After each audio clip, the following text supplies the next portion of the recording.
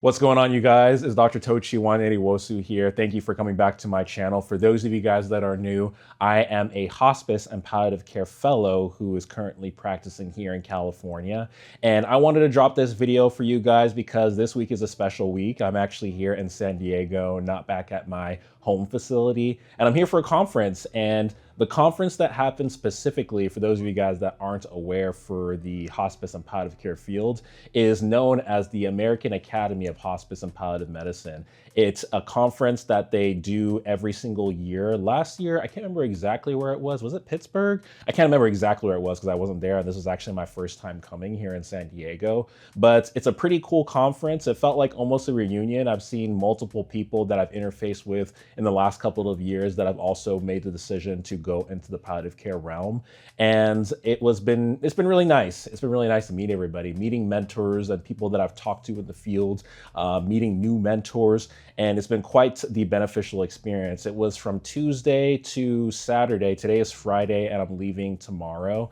But it's been a great experience. And if you guys are interested in the field of hospice and palliative medicine, you don't have to be a resident or a fellow. If you're a medical student, you guys should come out and check it out because it's actually quite the enlightening experience coming this week and pretty good because I've made some major connections and the networking bug and the networking skill has come out of me to be able to meet some new people. Let me actually start from the beginning. I actually flew in on Tuesday and Tuesday was just check-in. I'm here at the Omni Hotel, which is really nice because it's right across from the San Diego Convention Center.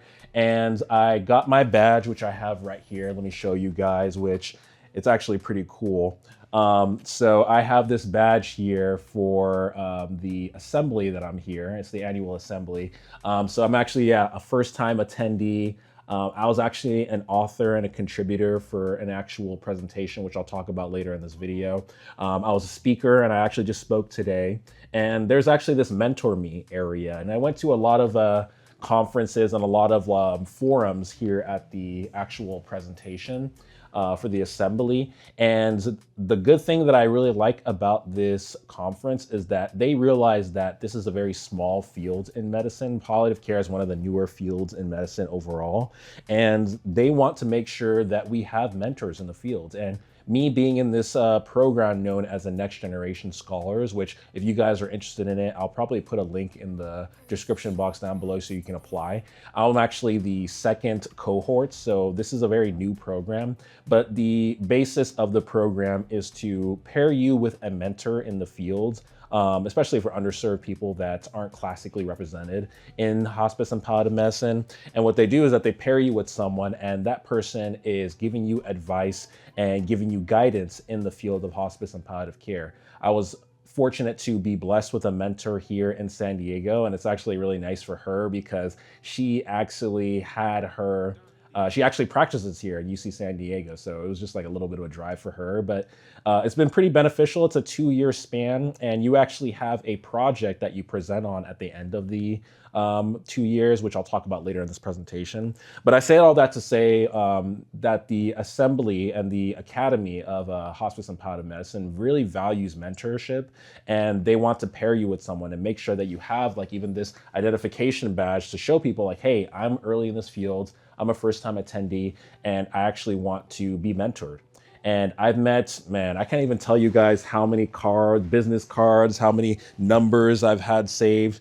It's crazy. It's crazy. I've been connecting with a lot of people. And I think especially for me being a Black man in hospice and palliative care, which is really rare, and I've had a lot of discussions with people here at the assembly. Even at the assembly here, I think I only met 3 or 4 out of the 2,800 people that came this year, Black men in the fields. We're a very small niche in palliative care. Being able to talk with them, get their information, and connect has been very valuable. So I think that's one thing that they don't really focus in on in medical school is networking, because you never really get to where you are at and succeed without those mentors and those people that are pulling you up, showing you the ropes, and showing you things that you wouldn't have even, attained if you just tried to go the route yourself. So I'm really appreciative of those connections, and I definitely am already starting communication with them. In terms of other things, the assembly also has a lot of, presentations. And I would say, and let me actually show you guys the app here. If I can actually put it on the screen, maybe like a screen recording of the app. You can see that they have this app here for the assembly. And what they have here, and I can actually get closer, is that they have a schedule. They have what's happening now, so you can actually see what's going on concurrently. You can see the poster gallery, so the people that actually did poster presentations, it's on there. You can see the exhibitors. There's an evaluation section. There's many small things that are in there. But the biggest thing is that you can actually see the videos of the people that actually presented. And there's actually PDFs of a lot of things as well. The only downside of the assembly is that because there's so many talks going on, I think there was like, man, if I'm not mistaken, maybe like 20 to 30 talks happening every single day. You're only one person, so you really gotta strategize on what you actually want to see that year. So I think that's one point of reflection for myself that I will use for the years to come is I have to really strategize what type of actual talks that I go to. So I think next year I'm going to focus in on symptom management and cancer management for those patients. And then so on and so forth. I'm going to go from there and maybe change it every single year on what I'm trying to hear specifically. So the things that I heard this year, and I think I have some handouts. Let me actually grab them right now. The first talk that I went to on Wednesday was actually a substance use disorder talk and also pain management talk, which is actually quite beneficial, at least for me.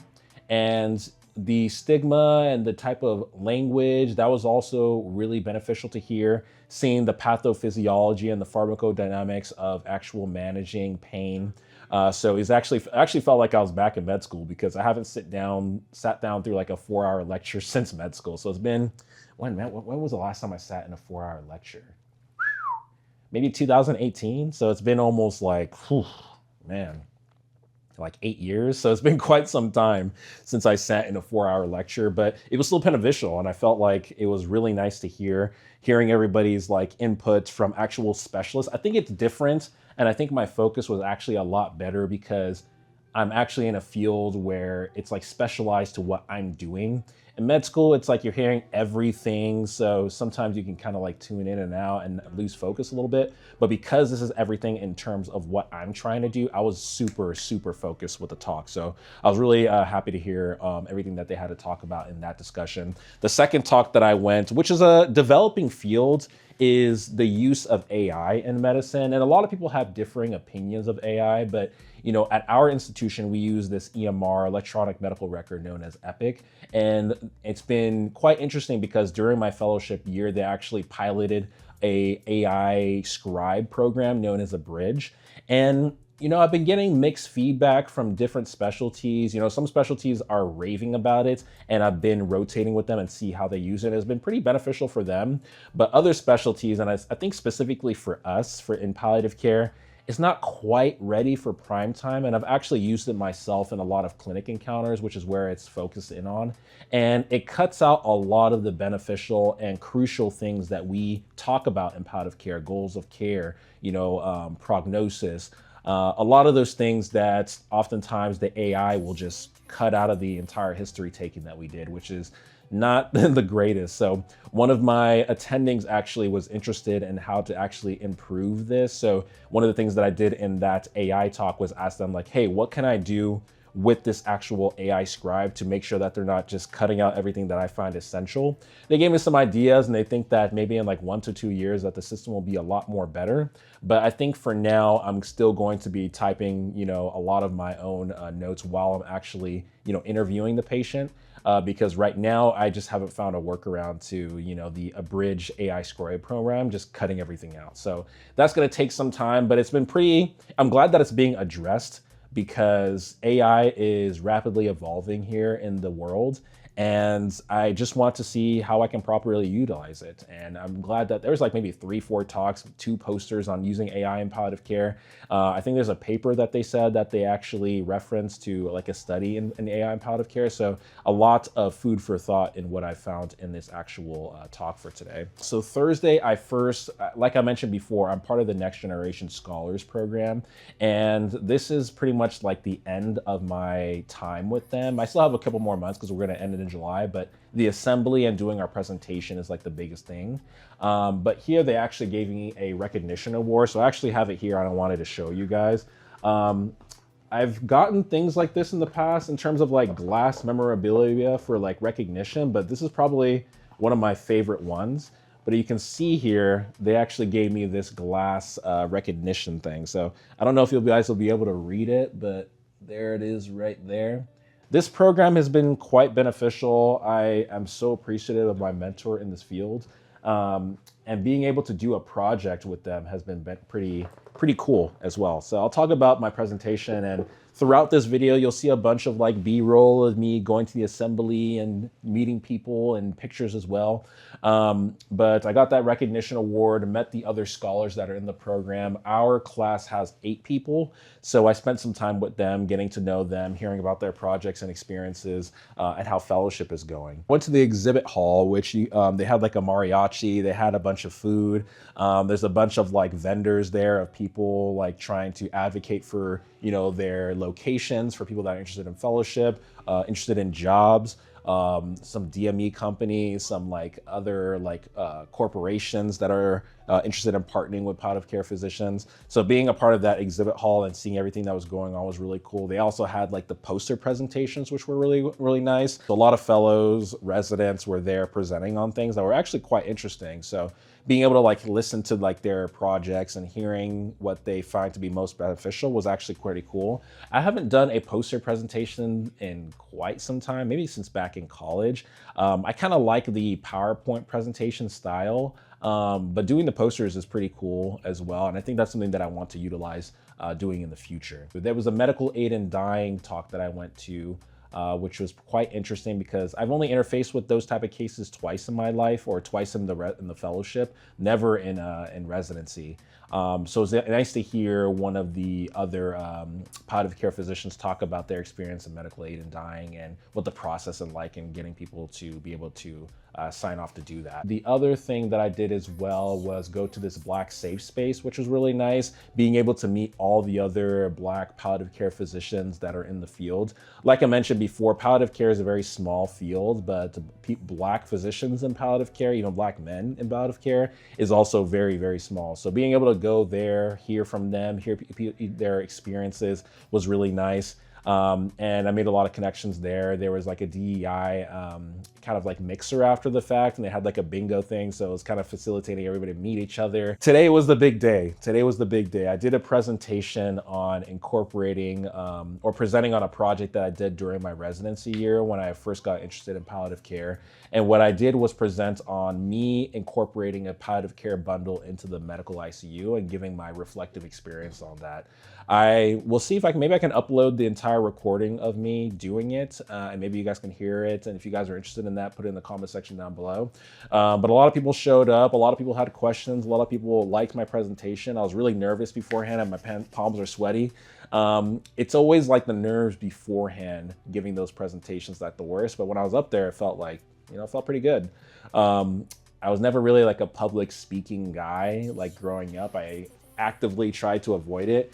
But later in my career, I actually decided to take it more seriously, do it more often. I actually did a chief year so I can do a lot more public speaking and get involved in that. And it's something that I feel that although I still get nervous, and maybe it's a normal thing for people that do public speaking to get nervous, but I do feel that it is improving. Those nerves are still there, but it is something that I want to polish as a skill for myself, not only, you know, personally, but professionally as well. But gave my presentation. They gave us our recognitions. I got this glass recognition memorabilia. Went to go get tacos with some of the other scholars. But it was a good time. It was a good time. But overall, this is a great time that I had here at the assembly. Next year, I think one of the things that I met another one of my mentors that's from the Bay Area, and we were kind of like talking shop about what are some other things that I can do as I progress in this field of hospice and palliative care. And one of the things that I thought about was, referencing even this channel, and what I want to do is, interview people that are in the field and ask them questions, maybe like a 10-question series, like interviewing like a palliative care nurse or a palliative care physician or a hospice doctor or a hospice director. And if that's something that you guys are interested in, comment down below. And I think that's something that I can do next year when I come back to the assembly, is interview a bunch of people, maybe try to set up a booth and upload it for you guys to get more and more informed about palliative care. So that's something that I'm interested in doing. And then I think in these next coming years, I'm going to try to make it a habit of making sure that I come, at least in this early career of mine in hospice and palliative care, is really trying to come to the assembly every single year, fostering those relationships, and maybe even doing more research, more presentations here at the assembly, and just flex and work out that muscle of public speaking and showcasing what my experience has been in palliative care and the things that I'm interested in, because I do feel like I have a lot to offer from that standpoint. So I'm really excited to share this video with you guys. I'm really excited to hear what you guys think. Comment down below what you guys are thinking about. If you have questions about the assembly, if you have questions about hospice and palliative care. It is officially month 9 of my fellowship, so it's coming up close. It's coming up soon to ending. I think it ends in July. So, and I also have some good news in terms of what I'm going to do after fellowship. So stay on the lookout for that.